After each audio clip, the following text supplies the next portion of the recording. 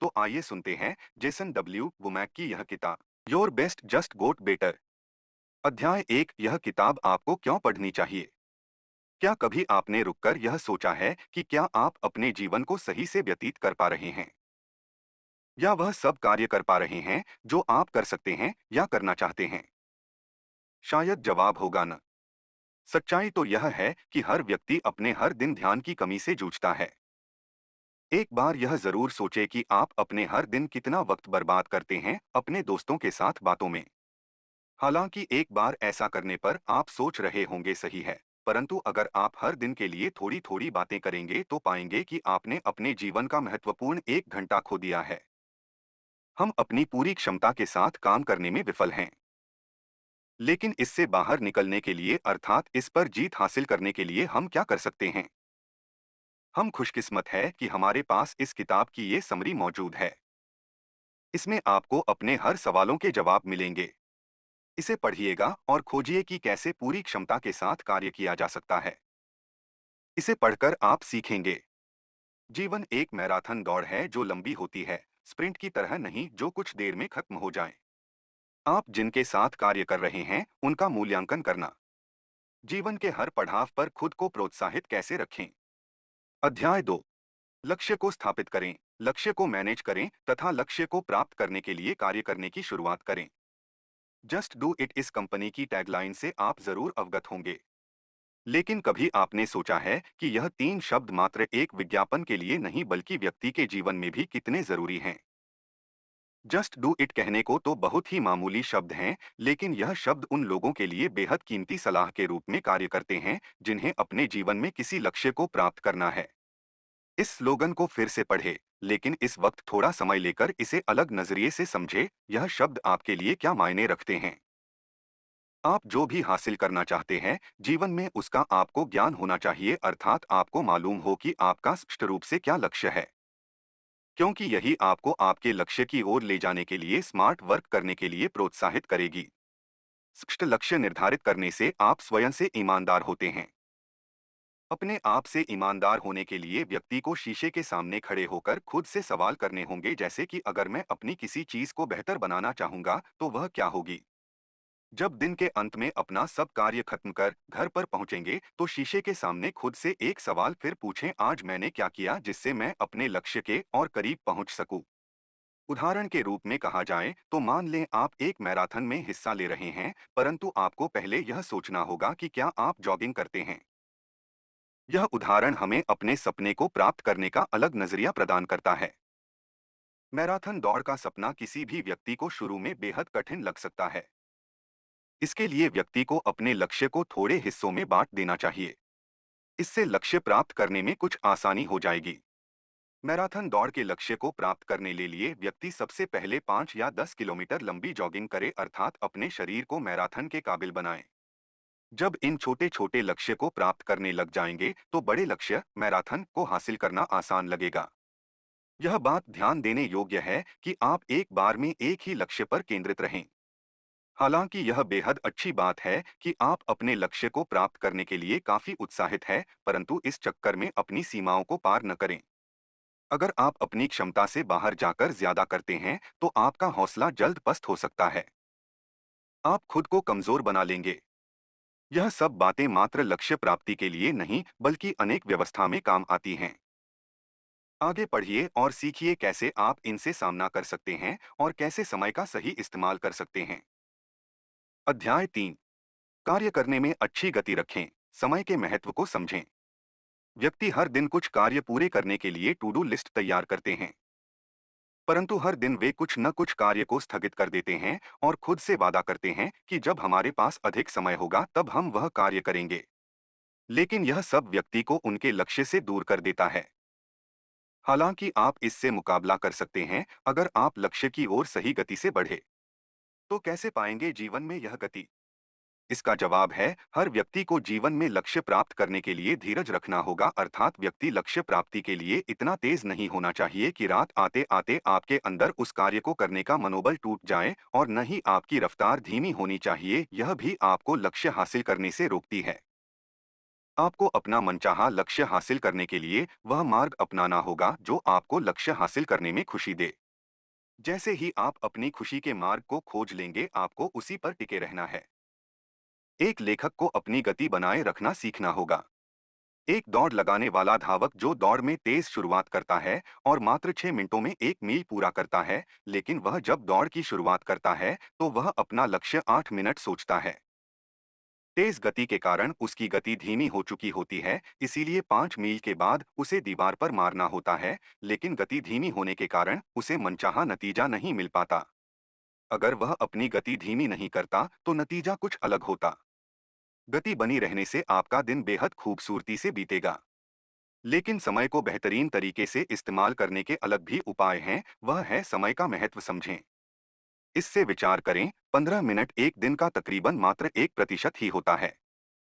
परंतु जो व्यक्ति अपने लक्ष्य और वक्त के महत्व को समझता है, उसके लिए यह 15 मिनट बहुत कुछ कार्य करने का अवसर लाते हैं। एक लेखक को अगर 15 मिनट किसी मीटिंग से पहले मिलते हैं, तो वह इन 15 मिनट में थैंक यू का कार्ड लिख सकता है, अपने आने वाले इवेंट्स के कैलेंडर की समीक्षा कर सकता है, होटल में कमरा या एक रेंट पर कार बुक कर सकता है, वॉइसमेल को चेक कर सकता है। भविष्य में जब भी आपको किसी भी वक्त 15 मिनट का फ्री टाइम मिलता है, उसका पूर्ण रूप से इस्तेमाल करें। उस वक्त वह छोटे कार्य को पूरा कर लें जो आपको अपने लक्ष्य के करीब लेकर जाएगा।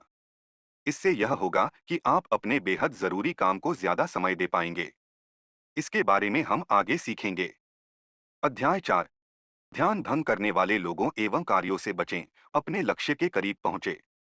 मान लें कि आप अपनी पसंदीदा किताब को पढ़ रहे हैं और अचानक से आपका ध्यान कहीं भटक गया और आप किताब का आखिरी पन्ना पढ़ रहे हों। लेकिन आपको कहानी का मतलब न पता चले तो कैसा लगेगा? काम से ध्यान हटाने वाले जीवन में हर जगह उपलब्ध हैं। उनसे पार पाने के लिए उनसे लड़ना ही होगा ताकि हम अपने लक्ष्य को हासिल कर सके। ध्यान भंग करने वाले तत्व हमें अपने लक्ष्य से भटकाते हैं, जिसके कारण हम अपना ध्यान आज के समय पर नहीं दे पाते। ध्यान भटकाने वाले तत्व की क्षमता इतनी ज्यादा होती है कि हम सोच भी नहीं सकते। एक बार एक कर्मचारी ने लेखक से कहा, हम कहाँ से शुरू करें? तो लेखक ने उस कर्मचारी के आगे कागज का एक पैकेट रखा। उस पर लेखक ने उस कर्मचारी को वह चीज लिखने को कहा जिसके बारे में वह सोच रही है। फिर पहले कागज को अलग से रखने के बाद दूसरे कागज पर वह दूसरी चीज लिखने को कहा जिसके बारे में वह सोच रही है। ऐसे ही उन्होंने जारी रखने को कहा। जो भी चीज उस कर्मचारी ने उस कागज पर लिखे थे, वह और कुछ नहीं बल्कि कार्य थे जो उसे करने थे।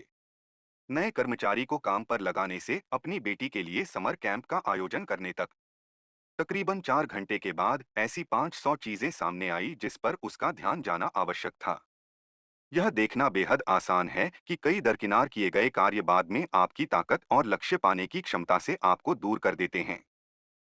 ध्यान भंग करने वाली वस्तुओं से सामना करना ही आपको स्मार्ट तरीके से लक्ष्य को हासिल करने में मदद करेगा। लेकिन यह जरूरी नहीं कि आपका ध्यान भंग कोई वस्तु ही करे, बल्कि कई बार ध्यान भंग करने वाले और कोई नहीं बल्कि इंसान ही होते हैं। आप अपने पूरे दिन में उन लोगों को कितना समय देते हैं जो आपकी सोच को काबू कर लें? कोशिश करें कि हर दिन आप उन इंसानों का नाम लिखें जिनके साथ आपने उस दिन सबसे अधिक समय बिताया। वह आपसे कैसे मिलते हैं, क्या बात करते हैं, इत्यादि लिखें। कुछ ही दिनों में आप पहचान पाएंगे कि कौन सा व्यक्ति आपको जीवन में आगे बढ़ने के लिए प्रेरित करता है। यह वही व्यक्ति है जिनके साथ आपको सबसे अधिक समय बिताना चाहिए। इससे आप जीवन में प्रोत्साहित तो रहेंगे ही, साथ ही आप खुले विचार के बनेंगे। अध्याय 5। अपने कार्य क्षमता को ट्रैक करें और याद रखें कि आप जो करते हैं वह क्यों करते हैं। हम अपने जीवन में बेहद कोशिश करते हैं कि हम अपनी टू डू लिस्ट में लिखे गए हर काम को पूर्ण करें। लेकिन फिर भी कई तरीके इंसान खोज ही लेता है जिससे उसका अधिकतर समय खराब हो जाता है। इंसान इसे महसूस भी नहीं कर पाता। उदाहरण में कहा जाए तो हम दिन में अपने सहकर्मियों से बातचीत में कितना समय खराब करते हैं, जिसके कारण हमें अपने कार्यों को भी बाधित करना पड़ता है। जैसे जैसे यह समय आगे बढ़ता है, समस्याओं में भी इजाफा होता रहता है। तो हम कैसे इस स्थिति से निपटें? जवाब है, उन्हें ट्रैक करके, माप कर एवं खुद में बदलाव कर। लेखक के एक ग्राहक ने अपने जीवन में 2 दिन के उन सहकर्मियों को मापा कि कितनी बार उन्होंने उस ग्राहक के कार्य में अड़चन पैदा की। उसने पाया कि उसका 2 दिनों में 27 बार ध्यान भटका।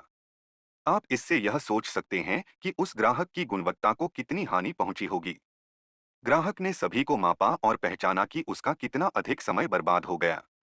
वह ग्राहक जानता था कि इससे निपटने के लिए उसे कुछ करना ही होगा। आप खुद से अपने खराब हुए समय को मापें। उदाहरण के रूप में आप मापें कि आप अपने डेस्क जहां आप अपना कार्य करते हैं उससे दूर रहें।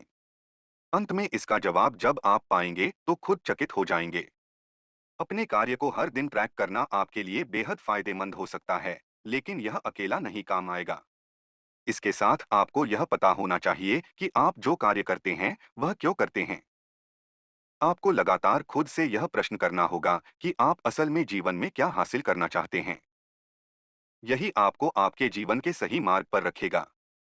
अपने उद्देश्य को पहचानने के लिए आप यह कर सकते हैं, कुछ वाक्य तैयार कर लें।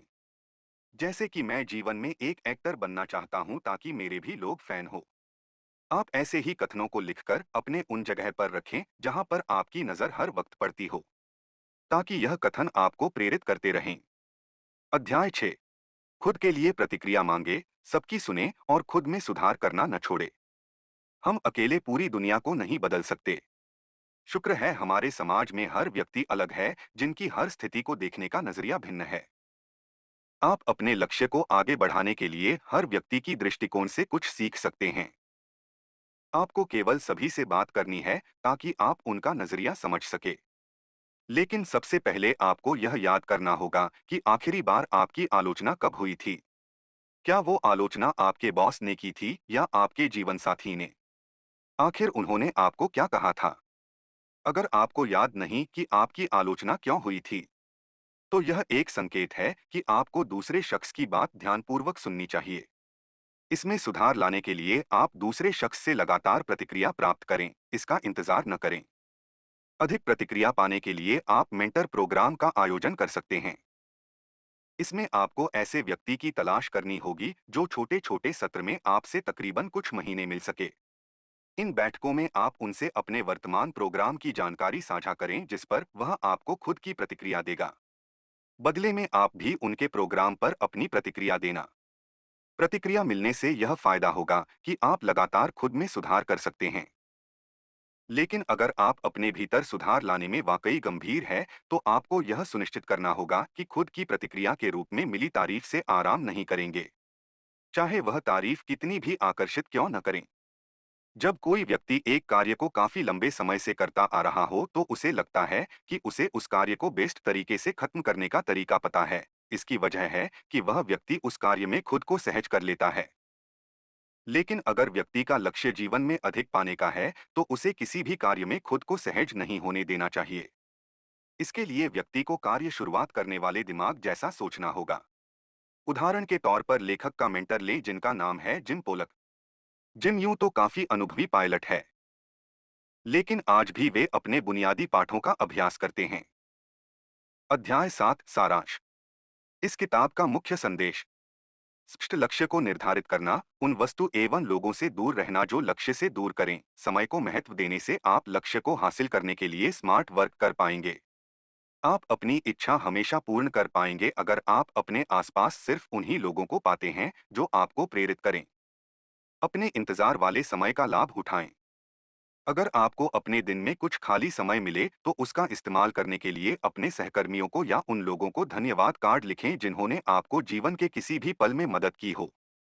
यह आपकी गुणवत्ता तो बनाए रखेगा ही, बल्कि साथ में आपको वर्तमान और उन चीजों पर ध्यान केंद्रित करने में भी मदद करेगा जो आपके लिए आभारी हैं।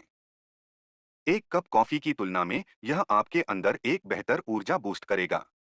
इसलिए सुनिश्चित करें कि हमेशा आपके साथ कुछ पोस्ट कार्ड और स्टैंप हों। बस। आप सुन रहे थे your best just got better, जिसके लेखक है जेसन डब्ल्यू वुमैन।